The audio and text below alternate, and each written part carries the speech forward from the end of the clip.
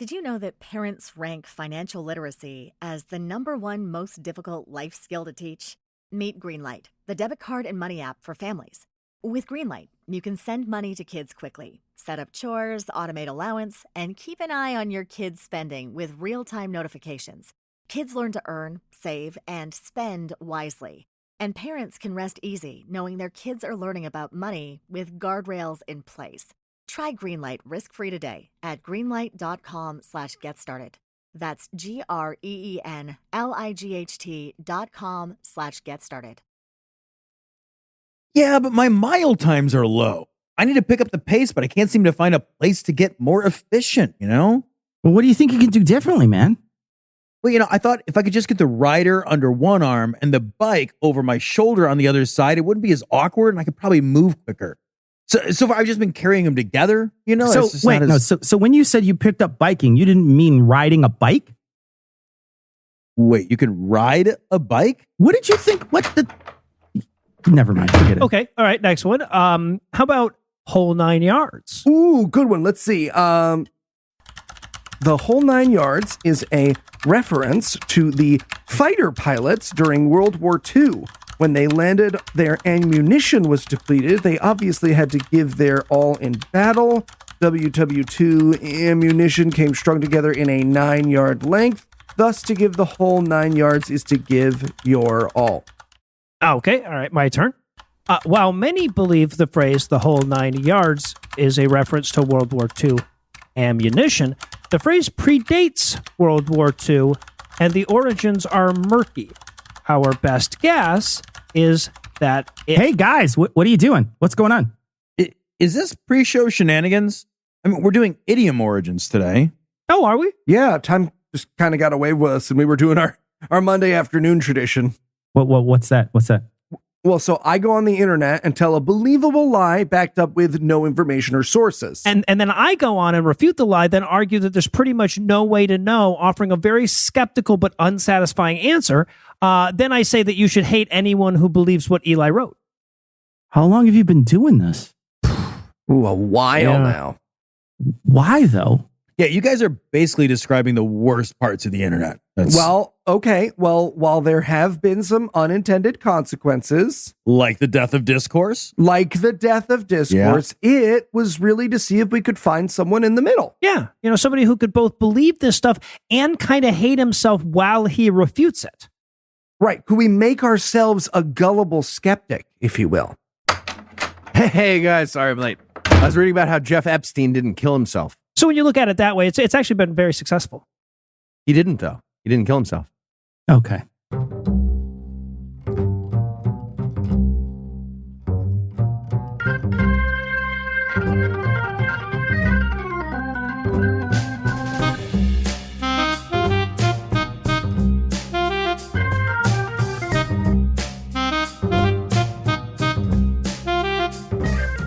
Hello and welcome to Citation Needed, the podcast where we choose a subject, read a single article about it on Wikipedia, and pretend we're experts. Because this is the internet, and that's how it works now. I'm Eli Bosnick, and I'll be weaving the words first tonight, but I'll need some total fucking idioms. First up, two men whose cat has definitely gotten their tongue, Cecil and Noah. Careful. Last time someone made fun of my cats, they cut out their heart and weighted against a feather, Eli. That's fair.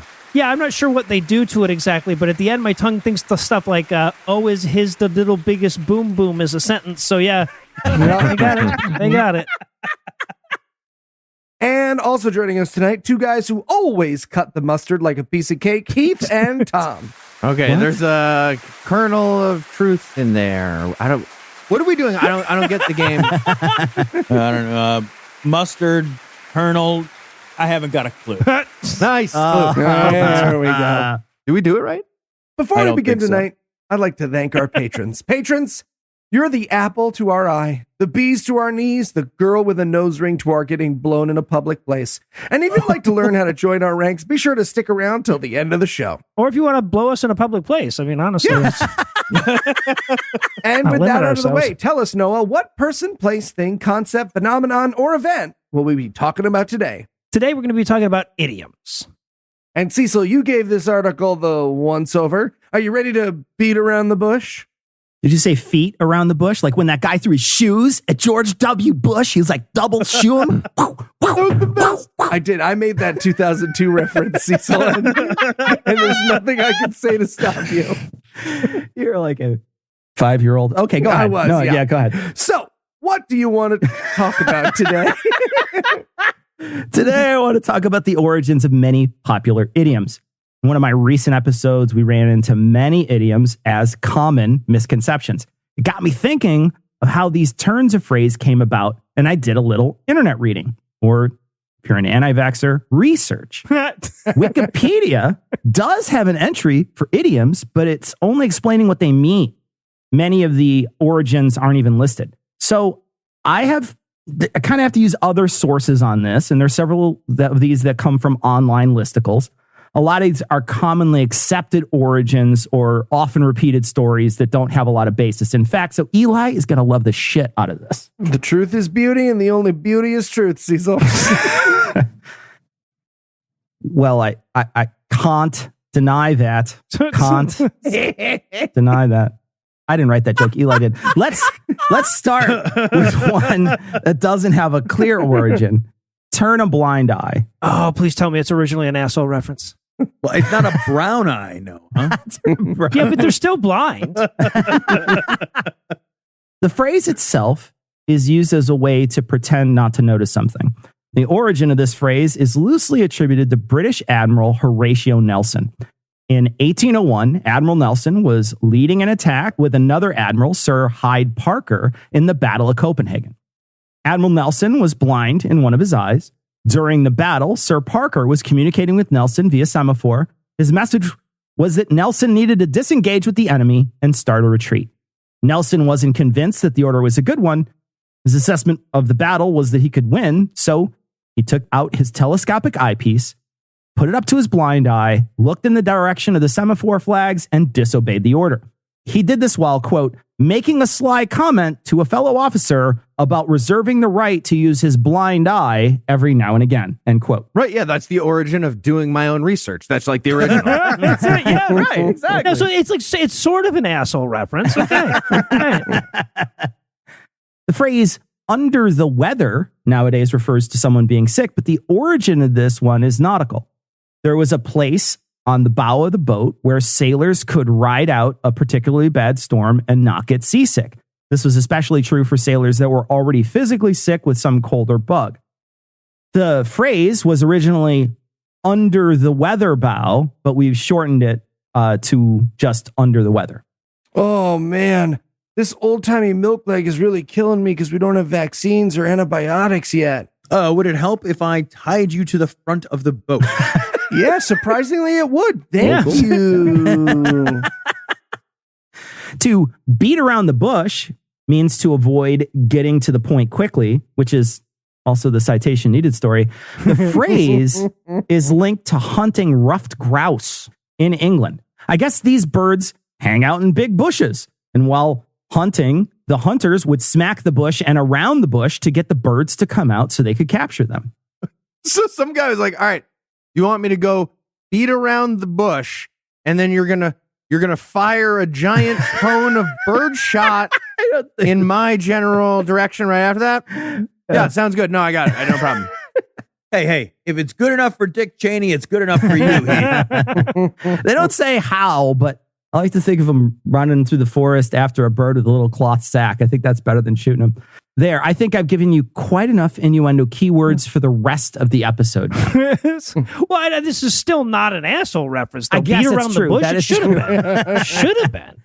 I have a bush there. It's Italian. Got all this toilet paper just hanging out the back. It's crazy. Reading someone the riot act is to give someone a Get those reprimand. ruffed grouse out of there for me when you get a second. Reading someone the riot act is to give someone a reprimand when they're acting inappropriately or behaving badly. The phrase looks like it originated in 1714 when the British government passed the Riot Act, which made it illegal for crowds of 12 or more to assemble. I guess the authorities would walk up to your loud-ass group at Bennigan's and literally just start reading the Riot Act, which explains that you have to disperse or you go to jail. Yeah, the American version's a little different. The outgoing president shows up at Bennigan's and gives you a bunch of meth and plays Rocky music and then sends you to go do something. Yeah. The next one sounds made up, but in fact, the article I referred to says it's of dubious origin. Spilling the beans supposedly comes from ancient Greece. When the ancient Greeks voted, they did so by dropping beans in a jar. Now, the article says they used black and brown beans, which seems a little too similar, but what do I know? That's racist. I would have said the same thing if they were cream and white, Tom. The jar would conceal the tally until the end of the voting. But if you knocked the canister over, then the votes would pour out and everyone would see them, revealing the tally and thus spilling the beans. Okay, again, American version, way different. The black and brown ones need like 9 forms of ID and fill out an essay portion before they count. And then your shitty uncle spends the next 2 years swearing that there's a hole at the bottom of the jar that's controlled by the Jews. It's fun. It's fun. So the next idiom actually has multiple meanings. The proof is in the pudding can mean that there's evidence of a claim, or that the success of something can only be measured by putting it to its intended use, or, and this is one I haven't heard, quote, the process of achieving something isn't important as long as the end product is good. Example, I may have to walk 1,000 miles to find this treasure, but the proof is in the pudding, end quote. So why so many meanings? Well, Americans abbreviated the original. The proof of the pudding is in the eating. And that meaning's pretty straightforward when you have the whole saying, no matter the presentation of the dish, it's how it tastes. Yeah, that's a phrase that betrays the relative naive innocence of the pre-green ketchup eras, right? See, so the process isn't important as long as you get what you want in the end? Is that the incel motto or the new Republican platform? Is there a difference? Yeah, that's the same. Yep, same thing. In the Bag has a New York baseball origin. The New York Giants, now the San Francisco Giants, would carry a bag full of baseballs onto the field pre-game. This bag would be used to replenish the baseballs hit out of the field of play during the game. During the 1916 season, the Giants had a 26-game winning streak. During that streak, the Giants, quote, fell under the impression that if they were in the lead in the 9th, they carried the bag off the field, and that would ensure their win because, according to the team, they had captured the game in the bag, end quote. Nope. Shit, that's a rough grouse. Sorry. Does anyone want this? Why do we even have bushes out here? That's so dumb. To fly off the handle takes us back to a time without planned obsolescence, when you had to repair things instead of replacing them, and they wore out enough to be unusable.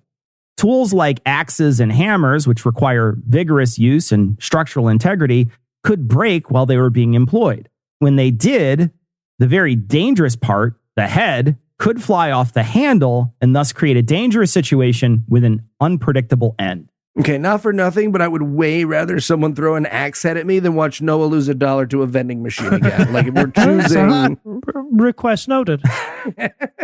All right, guys, a quick fun fact. I almost killed my dad with a sledgehammer this way.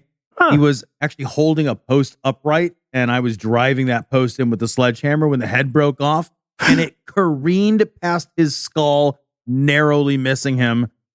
At which point he promptly duct taped the sledgehammer back together and handed it back to me to finish the job. That is the daddest thing to ever dad. It is, right? We used that sledgehammer for years. It scared me to death. Rub some dirt in it. The hammer? What are you talking about? The idiom to steal someone's thunder means that you preemptively did a thing that someone else was planning and got the attention for it.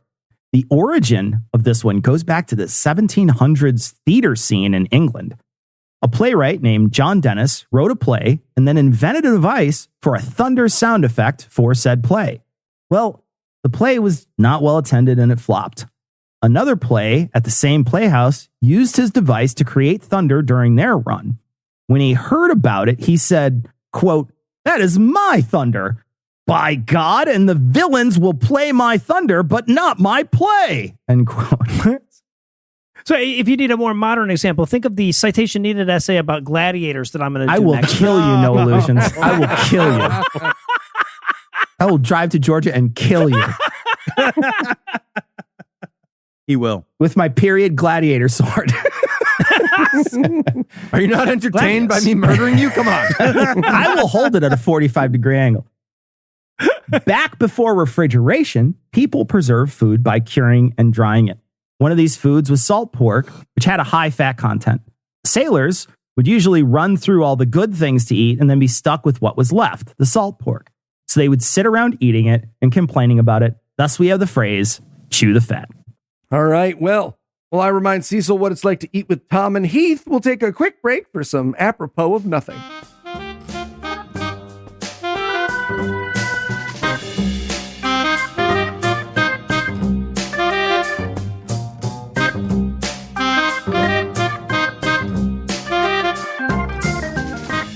Eli, Hey, time-traveling great-grandpa, what's up? this box in the kitchen, the one with the food. Oh, you mean the fridge? How does it stay cold? Is it an ice box? No. It can make ice, though. You got to push the button on the front. Make ice? A miracle. How long does it stay cold? Oh, let me see. Like forever? I mean, you got to buy a new one every like 20 or 30 years. But yeah, technically forever. 30 years? How does it work? What? Oh, I'm actually not sure, honestly. I think the coils on the back do something, and there's Freon, maybe? I think that's a thing. What's Freon? I want to say it's a gas. Where do you get it? Where does one harness it? How does it make things cold? I don't know, time-traveling great-grandpa. I don't know. Damn it, Eli. What do you know about your time? I know the names of all the original 150 Pokemon. Are you talking about that video game again? Yes, I am. Jesus Christ, I went too far. I told you that when you got here, man.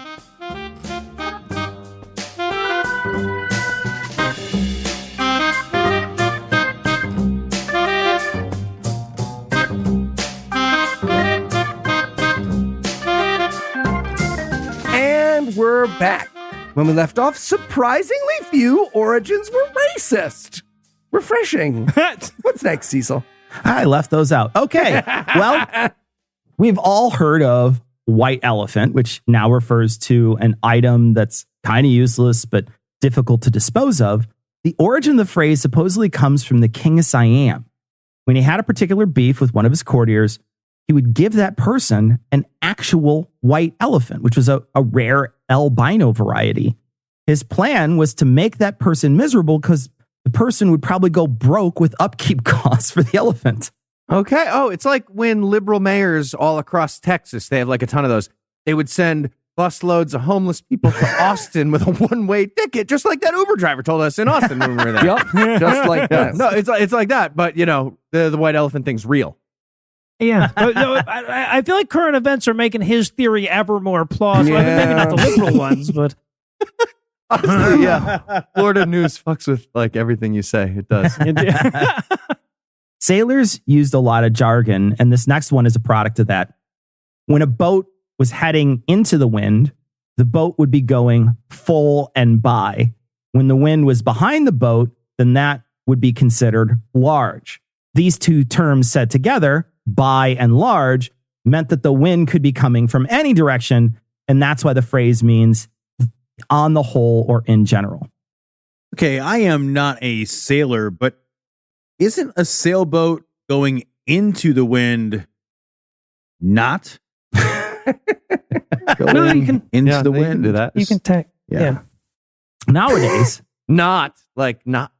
Wait, I want to... Tom, do you think sailboats have to go whatever direction the wind is blowing? I mean, can they go the opposite direction of the wind? Yeah. Yeah. Otherwise, I they can't would imagine just how be that could work. adrift until they Otherwise, you'd have to just get really lucky. Like half of sailing would kind of I know. will be the first to admit, and I believe I prefaced my joke with, I am not a sailor. Right, but you know people who have gone sailing and didn't come back. I have 300 never met days anyone later, who's gone all sailing. out of Eli. water. I live in the Midwest. Tom has spent a lot of days on the dock. He has watched them go, and he's waited for them to come back. And he's written his poetry. That's how it works. I am the lighthouse. Nowadays, when you go to a carnival, How could that work? Okay. and all the ripoff, just Google it after we're done, Tom. we're not fucking I wanna sailors. complain about it. Fucking Google it, man. I'm going to Google it right now. Oh, cool. Nowadays, when you go to a carnival, all the rip-off games that they try to ply you with are aimed at kids at winning an abnormally large teddy bear that no one ever really wins. Well, back in the day, those games weren't aimed at kids. They were aimed at adults, and the prizes weren't keychains, koosh balls, or stuffed animals. They were cigars. People who almost won were close, but no cigar. Okay, but now I'm picturing Noah and Heath wearing their shoulder sockets out, trying to win a dime bag and a bottle of scotch. So, But weed's legal in Jersey. You could see that with your own eyes with nothing but a dented basketball hoop and a That's dime true. bag, dude. That's true. The term blue moon means something in astronomy. A blue moon occurs when there's a full moon twice in the same month. It refers to the second full moon. This doesn't happen very often, and in fact, it occurs on average every 2.7 years. So the phrase once in a blue moon refers to that. A moon can look blue on occasion, depending on what's in the air, but it's most commonly a warm color because it's lit by the sun. Oh, and also, if you put a little bit of an orange peel around the bottle top, the blue moon is still undrinkable. Hard agree. Some people think this next one goes back to medieval times in England. I don't know. Anyway, it came from a couple websites. I don't know if I believe this one. Proper etiquette dictated that if you were serving your guests food, at the end of the meal, you would give them a slice of cold meat. That meat would be beef, pork, or lamb, and it would come from the shoulder of the animal. So to give someone the cold shoulder would be to give them the hint that the party's over. Now we just stand and say, that's crazy, or well, to our guests like 40 times in a row, and then we hang around the front door for like 30 more minutes. Okay, you guys want to go out? Huh? You want to go get the chew toy? And you just throw it out the front door. That's fun. God, why didn't we keep this tradition? I would love to hand my wife's friends a half pound of roast beef and go upstairs to bed. This next one goes back to a similar time. In the market, you would buy piglets tied in bags. No idea why. Seems like the opposite of a freshness seal. Anyway, sometimes a scammer would replace the piglet with a much less desirable animal, like a cat. And if you were to let the cat out of the bag, you would be exposing the plot for the scam. Joke's on you. I'm just going to eat the cat. okay. On a related note, by the way, Cat's Got Your Tongue is reference to the way Cecil's cats are going to rip his fucking tongue out for saying that piglets are more desirable than cats. When you would get your portrait painted, sometimes you would hide one or more of your limbs because if a painter had to fill in that detail, it would cost more. So something expensive would cost an arm or a leg. This one could refer to soldiers having lost parts of their body in wars, but the other origin's less sad. If you want to butter someone up, that means you want to garner their favor through some kind of flattery. This saying goes back to India, where people would pray to certain gods by throwing little blobs of ghee at them, and ghee is clarified butter. Okay, I was always picturing just, handing somebody like a handful of loose butter, which is a nice thing to do. Right? Yeah, who That's doesn't also want nice. that? Right. I was actually pretty close. Okay. Just picturing up in heaven, Mr. Vishnu, they're throwing lube at your statue, and Vishnu's like, nice, blessings, do it. I love this. The next one's probably not true, but is a funny visual. In horse racing, supposedly horses are said to relax around goats. I know, it sounds like bullshit. Anyway, some unscrupulous jockeys would take the goat out of a rival stable to make the horse less relaxed and more prone to spooking. Thus, if someone got your goat, they would irritate you. Another jockey-related saying is to win hands down or with your hand off the reins so the win was easy. Another saying famously originated with jockeys, it gets to where you don't even smell it. Also, could you reach that? Could you reach that for me? We've all heard the term biting the bullet, and this refers to giving someone in surgery or some other painful predicament a bullet to bite on to help them not scream, I guess. Also probably keep their mind off the injury. So if you have to do something you don't want to do, you bite the bullet. All right, just calm down and bite on this metal tube with exploding powder. Relax and do that. I feel like butter is going to be more helpful than me. Like, just okay. Another of similar origin is armed to the teeth, where someone would have multiple firearms on their person and then have a blade in their mouth. Others think that it just referred to a full set of armor worn over the whole body. The phrase burying the hatchet comes from the Iroquois tradition, where they would literally bury your weapons as a sign of peace, as a stop to hostilities. Negotiations break down. Everybody's just digging super fast and glaring at each other. John Wick smacking the ground with a sledgehammer. It's not working at all.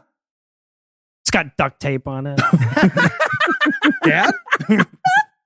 Pulling out all the stops refers to when you're playing with your pipe organ. I do go to town on myself. Not That's that true. kind of pipe organ. And I guess the stops were baffles that kept the organ from reaching full volume. When you pulled out the stops, the organ would be able to create more sound. Heard it through the grapevine refers to telegraph wire. So if someone heard something through the grapevine, they were hearing the news from someone else.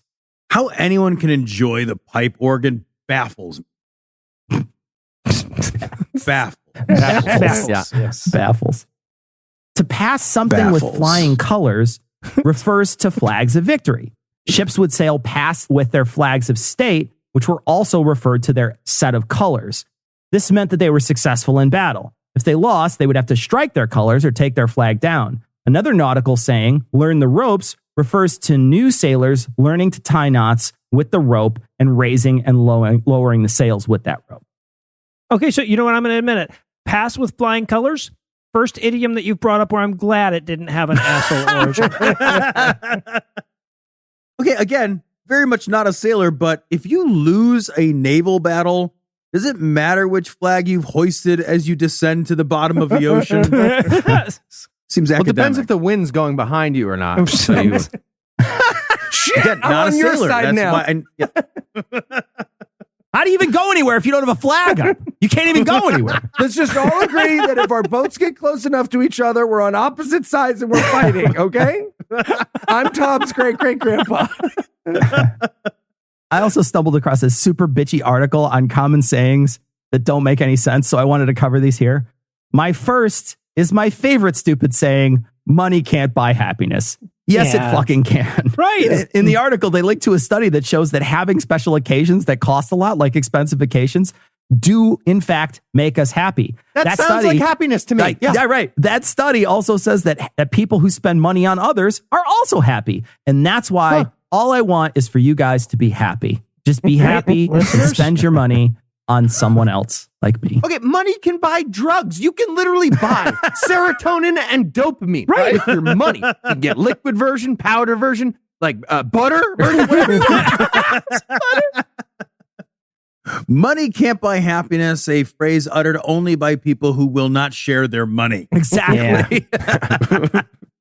Picking low-hanging fruit is actually the worst way to do it.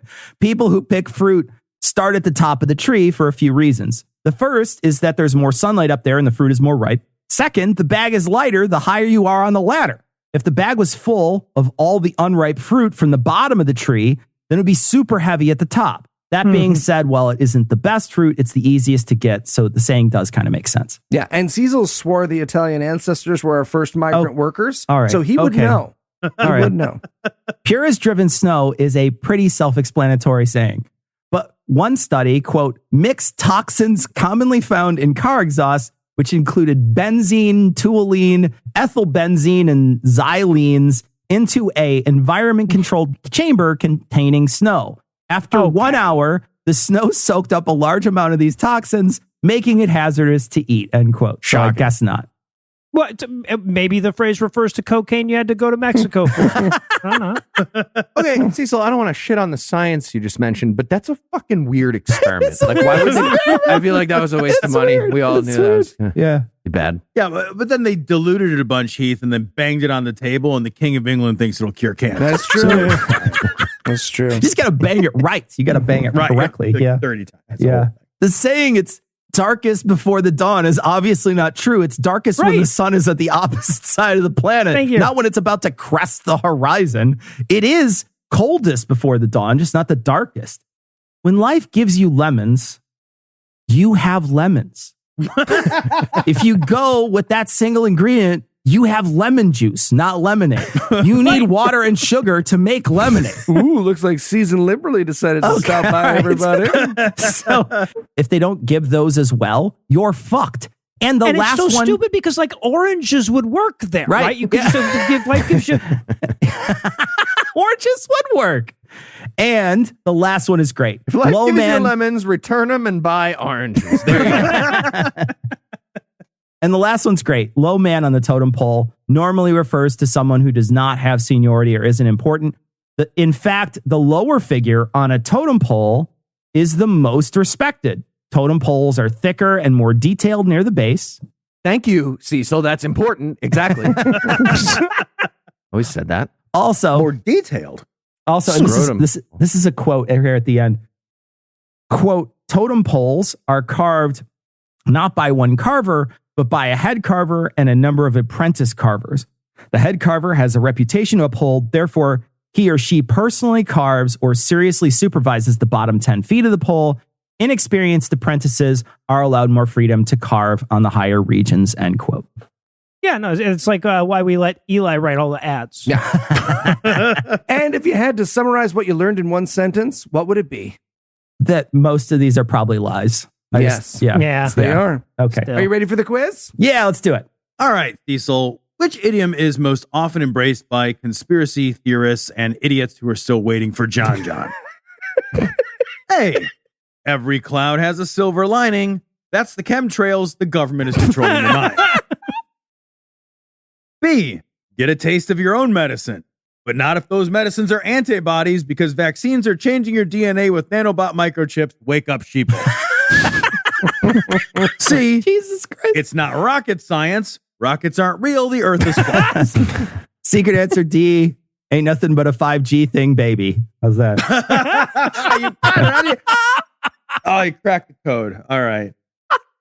All right, so I want in on the dubious origin story for idioms game. So what idiom should we pretend was created on Citation Needed? A. The whole 9 yards came about when we failed to set a limit on how long a hoagie Tom could order on the company card. Okay. B. Should've The told me ahead of big time. cheese originally Oh, it's referred me, to the Heath. large cheese wheel that Heath prays and sacrifices to before he goes to bed. Because cheese. I like cheese. It's a Well, good it's one. better than you didn't like tall, now you don't like cheese. I don't know. Unsatisfiable. Right? Yeah, C. no, tall and cheese. These are awesome. No, go ahead. Go ahead. Yeah. C. Seeing the world through rose-colored glasses. First coin to explain how much more positive my outlook is when my sunglasses are coated with the blood of my enemies. Or D. Covering all the angles is a good- originated okay. with Cecil No, this trying is- to explain the setup of an old-timey Okay. battlefield. Oh, yeah, because yours is It is history angles. trig. I'm gonna go with E. It's Eli. Blood is thicker than water. I've been talking to my doctor, damn it. That is correct. That is correct. You're nailing this Cracking shit the with these code hidden today, answers. guys. All right, Yeah. Cecil, one more for you. Which of the idioms that we learned about today makes the best campaign slogan? A. Dick Cheney, beating around the bush. Because he shot a guy in the face. Oh, right, yeah. Tom mentioned him earlier. He did a Dick Cheney. You guys thought Yeah, that yeah, funny. yeah. Cool. Shot him in the face. B. Vote Republican, the white elephant of American politics. Or C. Vote Democrat. Money can't buy happiness. Yes, it fucking can. Of course it can. We're literally going to give you more money like almost all of you. Why is this complicated? And more stuff that costs money, too. Wow, absolutely. It is. It's D. All of the above. That is correct. Well done. Oh, Cecil, you win. Oh, amazing! I think I'll pick Noah next. All right. Well, for Tom, Noah, Cecil, and Heath, I'm Eli Bosnick. Thanking you for hanging out with us today. We'll be back next week, and by then, Noah will be an expert on something else. Perhaps gladiators. Between now and then, you can hear Noah, Heath, and myself on all the Puzzle in a Thunderstorm podcasts. You can hear Cecil and Tom on Cognitive Dissonance, and you can listen to Tom and I realize that being poor is bad over on our podcast, Dear Old Dads. And if you'd like to help keep this show going, you can make a per-episode donation at patreon.com/citationpod or leave us a 5-star review everywhere you can. If you'd like to get in touch with us, check out past episodes, connect with us on social media, or check the show notes, be sure to check out citationpod.com. Okay, so now you choose an attack, and he's a fire type, so you want a... Water attack? Exactly, do it. When we're done with this, can we look up how to make antibiotics? I said when we beat the final 4. Right, fine. Did you know that parents rank financial literacy as the #1 most difficult life skill to teach? Meet Greenlight, the debit card and money app for families. With Greenlight, you can send money to kids quickly, set up chores, automate allowance, and keep an eye on your kids' spending with real-time notifications. Kids learn to earn, save, and spend wisely. And parents can rest easy knowing their kids are learning about money with guardrails in place. Try Greenlight risk-free today at greenlight.com/getstarted. That's GREENLIGHT.com/getstarted.